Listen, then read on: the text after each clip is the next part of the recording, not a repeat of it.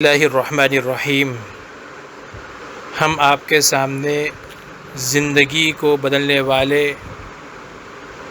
کچھ اقوال اور کچھ باتیں ذکر کر رہے ہیں۔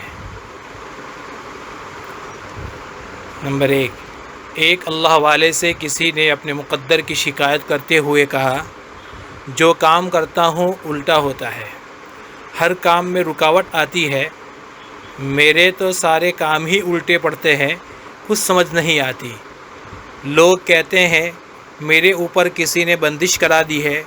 انہوں نے مسکراتے ہوئے اس شخص سے پوچھا، بیٹا آپ نے مہر اسٹیمپ دیکھی ہے؟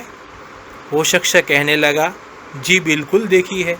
اللہ والے نے پوچھا، یہ بھی جانتے ہو کہ مہر پر لکھائی کیسی کی جاتی ہے؟ کہنے لگا، مہر پر الٹے الفاظ لکھے جاتے ہیں۔ انہوں نے پوچھا، میاں جانتے ہو وہ سیدھے کیسے ہوتے ہیں؟ کہنے لگا، جب مہر کاغذ پر لگتی ہے تو الفاظ سیدھے ہو جاتے ہیں۔ بابا جی نے کہا لگایا اور اس شخص سے کہا کہ بیٹا جس طرح مہر اپنا ماتھا کاغذ پر ٹیکتی ہے تو اس کے الٹے الفاظ سیدھے ہو جاتے ہیں، اسی طرح تو بھی وضو کر کے مسجد جا اور اپنے مالک کے حضور ماتھا ٹیک، تیرے بھی الٹے کام سیدھے ہو جائیں گے۔ سبحان اللہ، کیسے لوگ تھے جو مخلوق کو خالق کے قریب کرتے تھے۔ نمبر 2، آخری زمانوں میں 3 چیزیں کم ہی ملے گی: سچا دوست کہ جس سے مل کر اپنائیت نصیب ہو، حلال کمائی سے حاصل شدہ درہم، کسی طاقتور کے منہ پہ حق بات کہہ دینا۔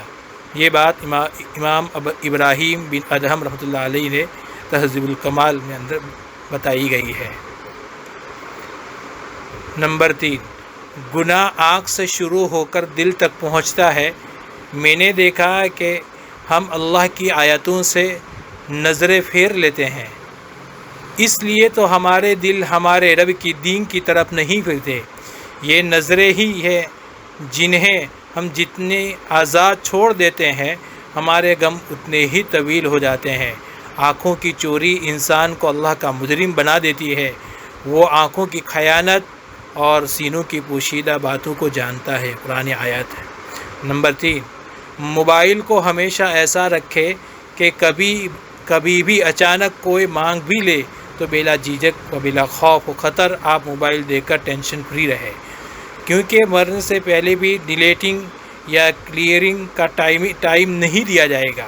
اچانک ہم سے موبائل چھوٹے گا اور بعد میں کسی نہ کسی کے ہاتھ ضرور لگے گا، لہذا موبائل کو اتنا پاک اور ستھرا رکھے کہ جتنا آپ دنیا کو دکھانا چاہتے ہیں۔ نمبر 4، کائنات میں سکون صرف اللہ تعالیٰ کے ذکر میں ہی ہے۔ اللہ کی یاد کے سوا دنیا کی کوئی بھی چیز دل کی وحشتوں اور اندھیروں کو ہرگز ختم نہیں کر سکتی۔